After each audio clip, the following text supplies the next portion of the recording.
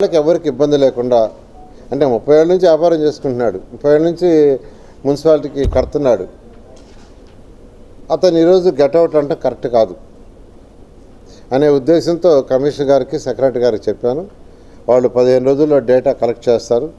ఈ నెలాఖరు లోపల ఒక డెసిషన్ అంటే ప్రజలకి ఆ వ్యాపారం చేసుకునే వాళ్ళకి జెన్యూన్గా వ్యాపారం చేసుకునే వాళ్ళకి న్యాయం చేయాలనే ఉద్దేశంతో యాక్చువల్గా ఈరోజు డిస్కస్ చేయడం జరిగింది. ఒక 2 నెలల లోపల దీని మీద ఒక క్లారిటీ తీసుకొని రాష్ట్రంలో 123 మున్సిపాలిటీస్లో దీని మీద ముందు పోవడం జరుగుతుంది. అందుకనే మా సెక్రటరీ గారికి కమిషనర్ గారికి కూడా డైరెక్టర్ గారికి కూడా చెప్పాను, ఇతర రాష్ట్రాల్లో ఎలా పాలసీలు ఉన్నాయి, ఇతర రాష్ట్రాలు వాళ్ళ జీవోలు ఏంది అవన్నీ తెప్పించి స్టడీ చేయమన్నాను. అది కూడా నెక్స్ట్ మంత్ ఎండింగ్ లోపల స్టడీ చేసి ఒక కన్క్లూషన్ తీసుకొని అందరికీ న్యాయం చేయడం జరుగుతుంది.